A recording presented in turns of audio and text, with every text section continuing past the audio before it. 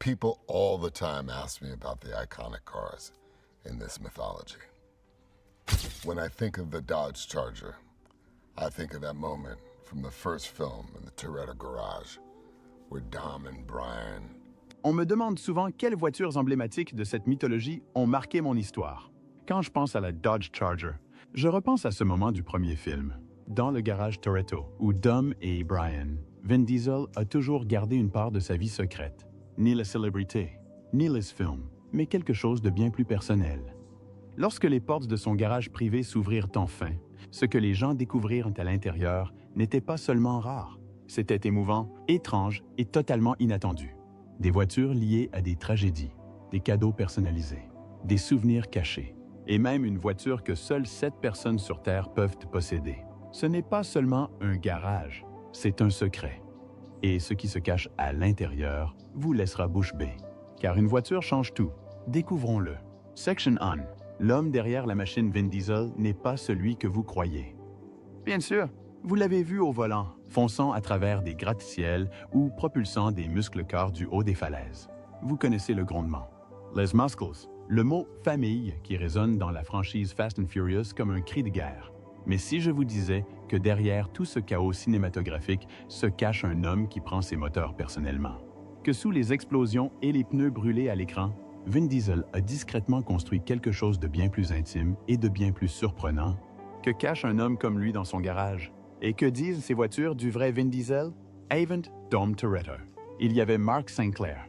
C'était le vrai nom de Vin Diesel, né dans le comté d'Alameda. Il a grandi à New York dans une famille ouvrière. Il a grandi entouré d'artistes et de marginaux, et non de voitures à $1 million. Son premier métier n'était pas d'être acteur. Il était videur dans une boîte de nuit. Sa première tentative de réalisation n'est arrivée qu'après avoir réuni lui-même les fonds nécessaires et tourné son premier court-métrage avec un budget serré. Diesel n'est pas devenu célèbre. Il l'a construit pièce par pièce, comme il le ferait avec l'une de ses muscles-cars préférés. Et une fois que Fast and Furious l'a propulsé au rang de star mondiale, il n'a pas simplement accepté le rôle de Dominic Toretto, il l'a réécrit pour refléter quelque chose de plus profond. Voici donc le premier rebondissement. Vin Diesel n'a pas simplement joué Dom. Il est devenu lui, ou peut-être l'inverse.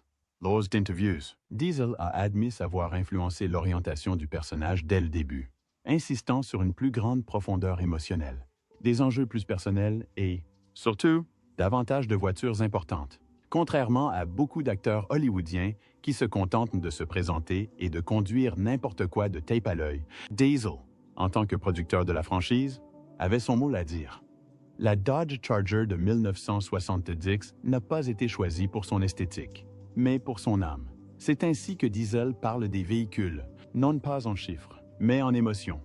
C'est cette fusion identitaire entre l'homme et le personnage qui explique pourquoi son garage, dans la vraie vie, ressemble à une scène coupée au cinéma. Mais ce n'est pas seulement une collection de voitures de collection. Ce n'est pas le showroom froid d'un milliardaire. Les voitures diesel sont marquées d'empreintes digitales, de graisse et chargées de sens. Vous ne trouverez pas de plaque à côté de chaque véhicule. Mais vous y trouverez des histoires. Le Charger, le Chevelle, le Supra. Ce ne sont pas des trophées. Ce sont des marqueurs de moments importants, tant dans sa carrière que dans sa vie. Et voici ce que la plupart des gens oublient. La passion de Vin Diesel pour les voitures ne date pas de Fast and Furious. C'était déjà là. Discreet, obsessionnel, personnel. C'est le genre de gars qui ne se contente pas de conduire une voiture. Il l'étudie. Il vous expliquera ce qu'il y a sous le capot. Comment il se comporte sous pression. Quelle est la sensation de couple lorsque vous appuyez sur l'accélérateur au bon moment? Pour lui, les machines ne sont pas des machines. Ce sont des conversations. Ils lui répondent. Ils lui rappellent quelque chose, le chemin parcouru et la proximité avec laquelle il tente encore de rester au point de départ.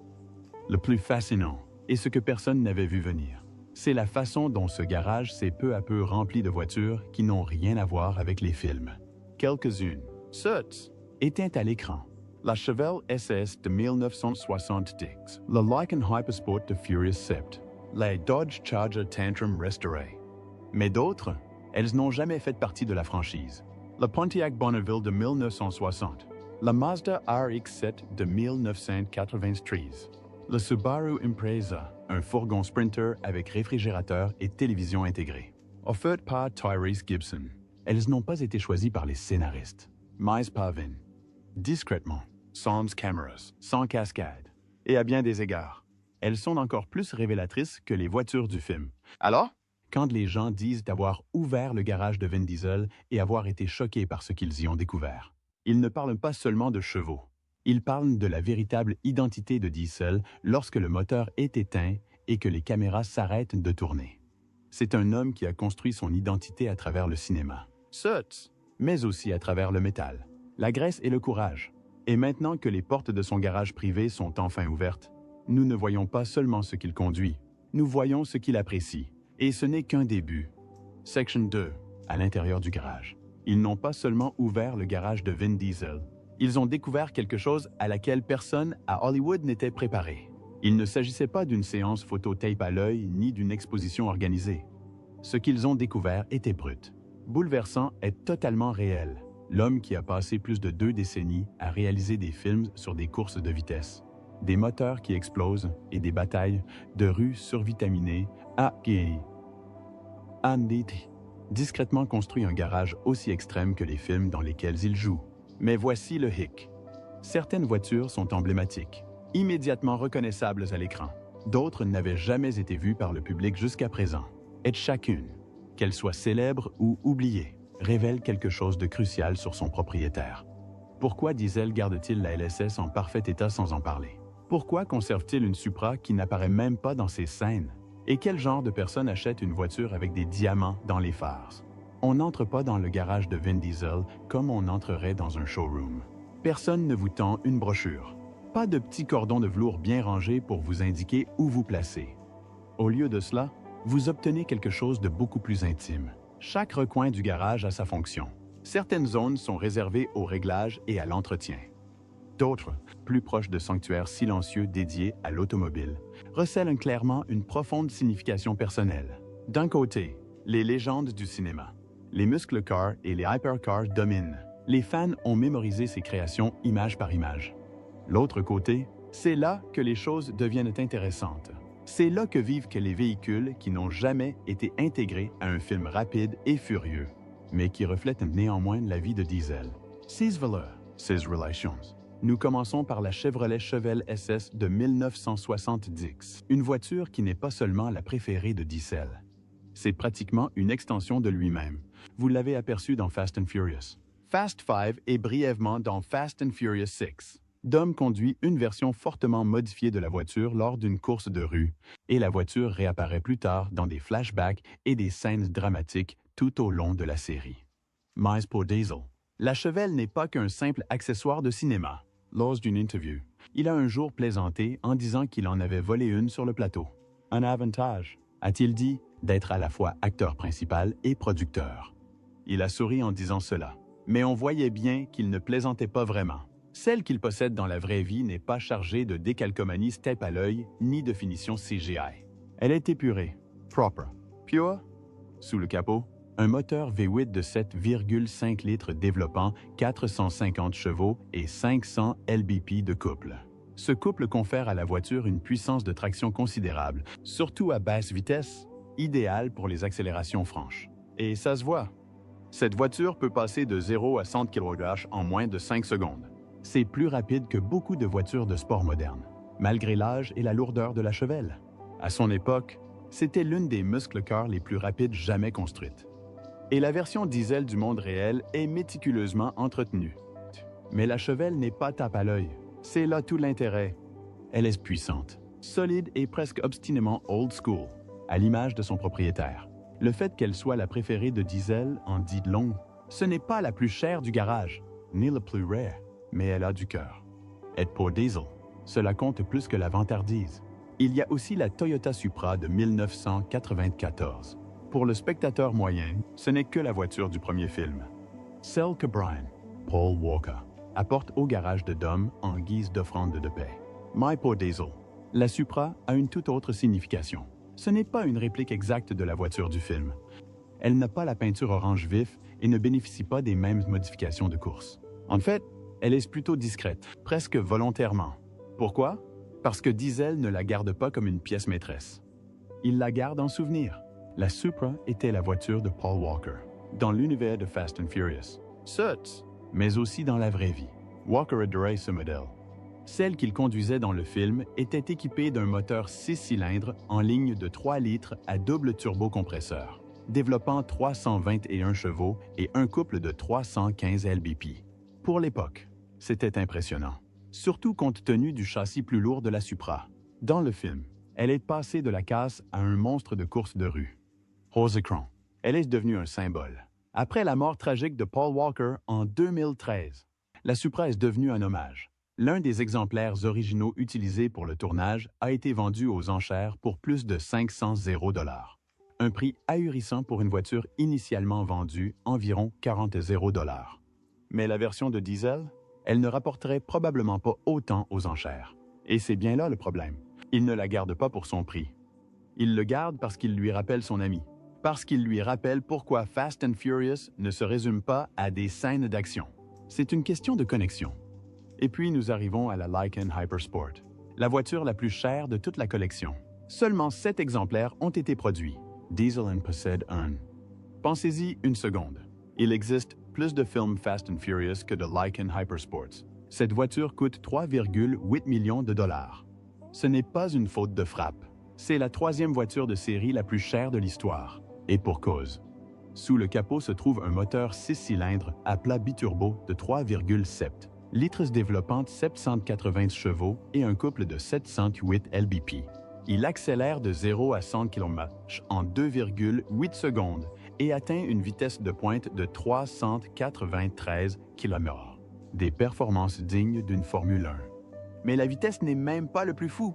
Les phares sont ornés de diamants. Les sièges sont cousus d'or.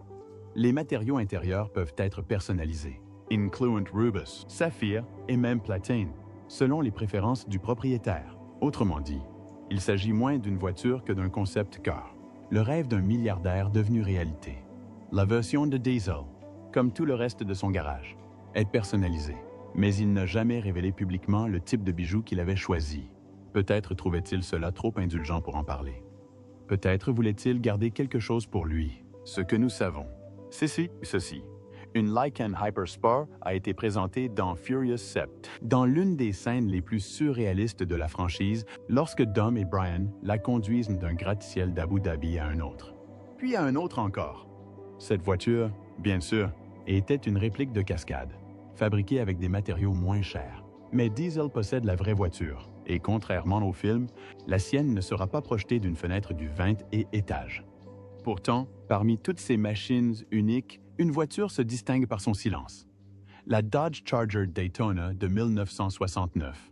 Seulement 503 exemplaires de ce modèle ont été construits. La version de diesel a été restaurée à la perfection, et c'est l'une des rares voitures de son garage qui s'embellit à mesure qu'on la regarde de plus près. La Daytona n'était pas n'importe quelle voiture. C'était une voiture NASCAR prête à sortir d'usine. Elle était dotée d'un aileron arrière massif, d'un nez aérodynamique pointu et d'un design qui a battu des records de vitesse dès ses débuts. L'aileron n'était pas seulement esthétique, c'était une véritable révolution technique, à grande vitesse. Il stabilisait la voiture, empêchant le soulèvement de l'arrière et lui permettant de coller à la piste à plus de 320 km/h. Et oui, elle pouvait atteindre cette vitesse. Ce n'était pas de la magie cinématographique, c'était des mathématiques, de la physique et de l'ingénierie américaine brute. Le fait que Diesel en possède un et qu'il ne soit pas très présent dans les films, and it long.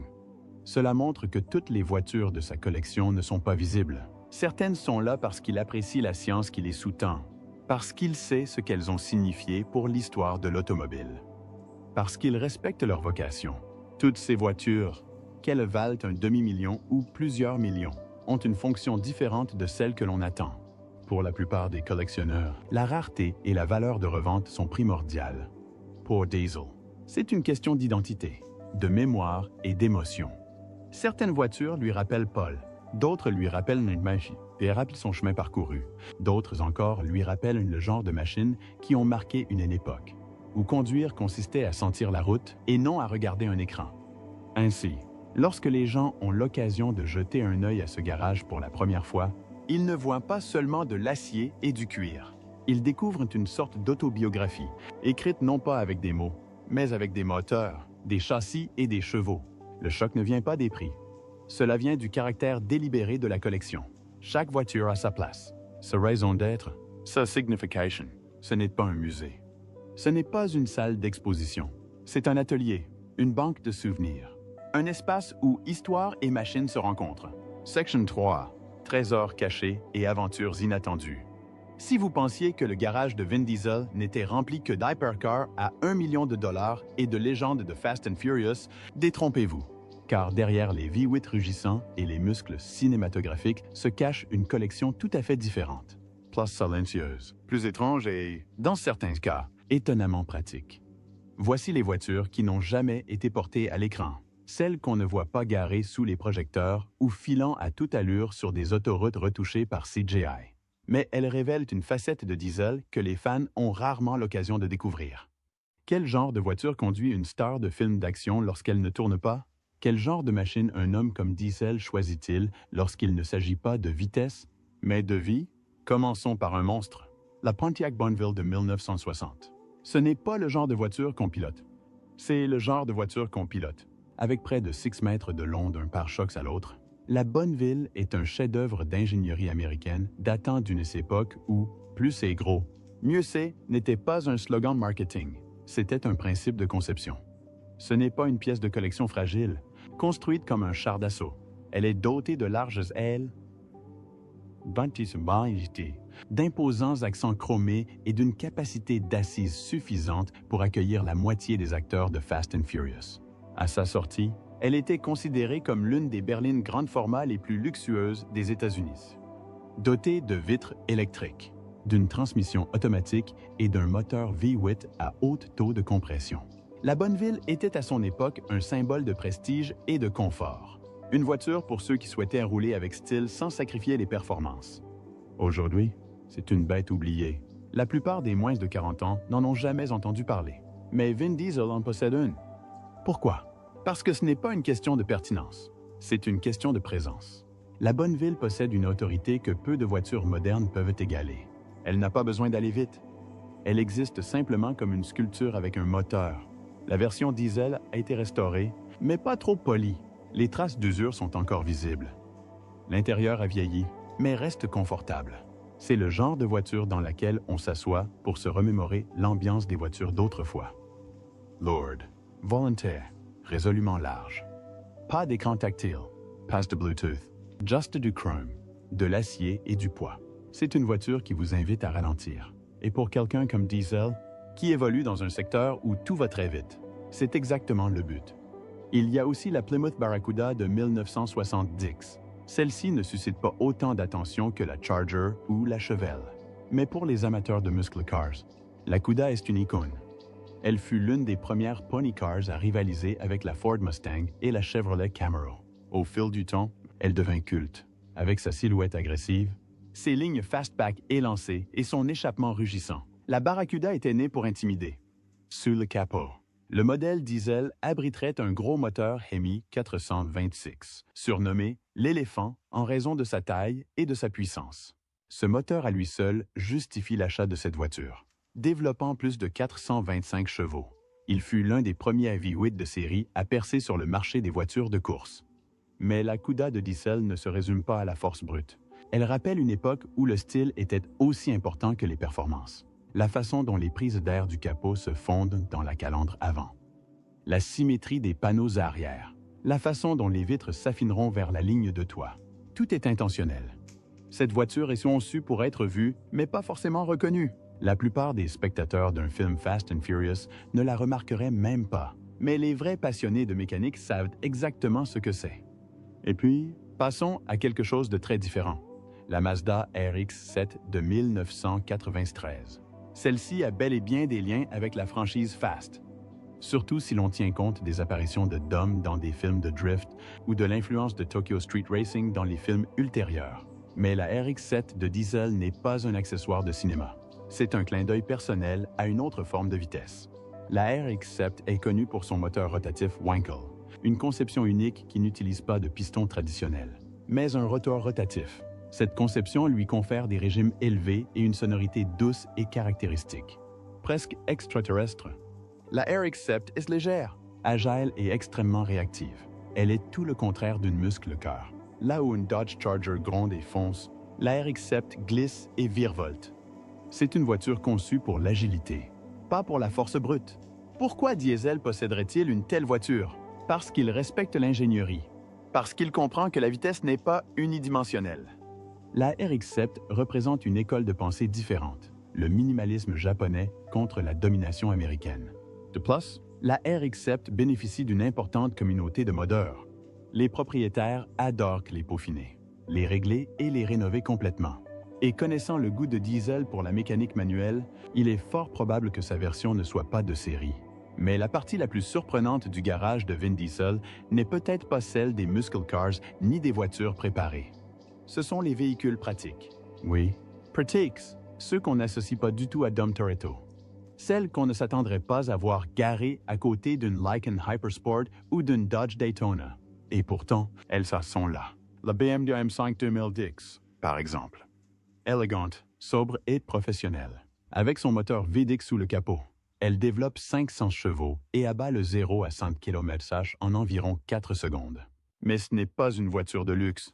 C'est une voiture de ville pour ceux qui aiment la performance sans attirer l'attention. C'est celle qu'on conduit pour disparaître rapidement dans le décor. Il y a aussi la Subaru Impreza 2009. C'est un choix curieux. C'est une excellente voiture à transmission intégrale, réputée pour sa durabilité, sa motricité et sa sécurité. C'est le genre de voiture qui domine les circuits de rallye, mais qui permet aussi de faire ses courses en semaine. Pour quelqu'un comme Diesel, c'est logique, c'est un père, c'est un parrain. Il est constamment en déplacement entre les tournages, les réunions et les engagements familiaux. Il lui faut une voiture fiable, discrète et confortable. L'Impreza répond à tous ces critères. Le Range Rover est dans la même veine. Ce n'est pas une question d'éclat, c'est une question de flexibilité. Le Range Rover est dans la même veine. Ce n'est pas l'éclat qui compte, mais la polyvalence. La version diesel arbore les finitions classiques noir sur noir, un intérieur cuir et de nombreuses capacités tout-terrain. C'est le genre de véhicule que vous pouvez emmener sur un tapis rouge un jour et dans la boue le lendemain. Il est haut sur la route, domine la route et reste discret à la fois. Cette combinaison est rare et Diesel apprécie manifestement cette dualité dans sa vie personnelle. Mais le véhicule le plus surprenant dans son garage est peut-être le Mercedes-Benz Sprinter Van. Oui, un van, pas un vintage, pas un lowrider customisé, un van pratique, haut et argenté. Pourquoi? Parce que c'était un cadeau. Tyrese Gibson, partenaire de longue date de Diesel et ami dans la vie, le lui a offert pour son anniversaire. Mais ce n'est pas n'importe quel van. Tyrese l'a personnalisé lui-même, l'équipant d'un système de divertissement complet, de sièges en cuir moelleux, d'un réfrigérateur et d'un téléviseur à écran plat. C'est à la fois un salon mobile, un bus de tournée et un bureau. Diesel l'utiliserait apparemment lors de longs tournages ou lorsqu'il voyage avec ses enfants. C'est un cadeau qui reflète leur amitié. Certes, mais aussi le côté pratique d'un homme que l'on associe uniquement aux courses-poursuites à grande vitesse. Tout ce qui est mes véhicules, chacun sans exception, donne une image plus complète de la véritable personnalité de Vin Diesel. Certes, c'est le type qui fait rouler des muscle cars dans des parkings en ruine. Mais c'est aussi un père, un producteur, un observateur discret de l'artisanat mécanique. La bonne ville témoigne de son respect pour la puissance oubliée. La Barracuda révèle son goût pour la beauté et la rareté. La RX-7 témoigne de son amour de la précision. Le BMW, le Subaru, le Sprinter Van. Tout cela montre un homme qui vit dans le monde réel. Un homme qui doit se déplacer sans attirer les foules. Section 4. Parce que du métal. L'héritage de Paul Walker. Il y a une partie du garage de Vin Diesel que la plupart des gens ne voient jamais. Non pas parce qu'elle est cachée derrière un système de sécurité ou verrouillée par des codes biométriques, mais parce qu'elle est silencieuse. C'est un endroit intime. Son poids est tel qu'il est impossible de le mesurer en termes de couple ou de vitesse de pointe. Ce ne sont pas des voitures qui rugissent dans la rue ou qui s'enflamment pour une cascade. Ce sont des voitures qui restent immobiles et qui supportent leur poids. Parce qu'ils n'appartiennent pas seulement à Diesel, ils appartiennent à quelqu'un qui n'est plus là. Pourquoi un homme garderait-il une Toyota Supra qu'il n'utilise jamais? Pourquoi préserver une Dodge Charger qui n'a pas été touchée depuis des années? La réponse n'a rien à voir avec la puissance. Elle a tout à voir avec Paul Walker. La mort de Paul Walker, en novembre, 2013 n'a pas seulement été une perte pour Hollywood ou la franchise Fast and Furious. Pour Vin Diesel, c'était une perte bien plus personnelle. Walker n'était pas seulement une co-star, il faisait partie de la famille. À ce moment-là, les deux hommes travaillaient ensemble depuis plus de 10 ans.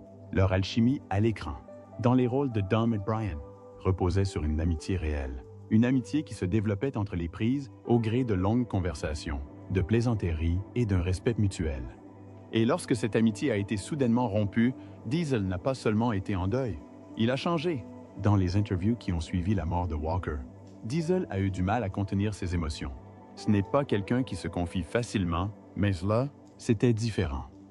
Il a raconté avoir vu des souvenirs de Walker partout, surtout dans les voitures. Car les voitures n'étaient pas de simples accessoires. Elles faisaient partie de leur univers commun. La plus célèbre d'entre elles est la Toyota Supra de 1994. Dans le premier film Fast and Furious, Brian O'Connor, le personnage de Walker, reconstruit une Supra rouillée en guise de geste de paix envers Dom. Elle devient leur voiture, leur pont, et à la fin du film, c'est la voiture que Brian offre à Dom pour l'aider à s'échapper. Ce moment est devenu emblématique aujourd'hui. Mais à l'époque, c'était juste une belle histoire. Deux passionnés de mécanique qui gagnent le respect l'un de l'autre à force de métal et de cran. Diesel ne l'a jamais oublié. Et même s'il n'a pas conduit cette Supra lui-même, il en conserve une dans son garage personnel aujourd'hui. Ni modifiée, ni peinte en orange comme dans le film, ni polie pour l'exposition. Juste un souvenir. Ce n'est pas la seule voiture de sa collection liée à Paul. Le Dodge Charger, la voiture emblématique de Dom, y figure également. Dans certaines versions, il est fortement modifié, conçu pour les explosions et les cascades aériennes.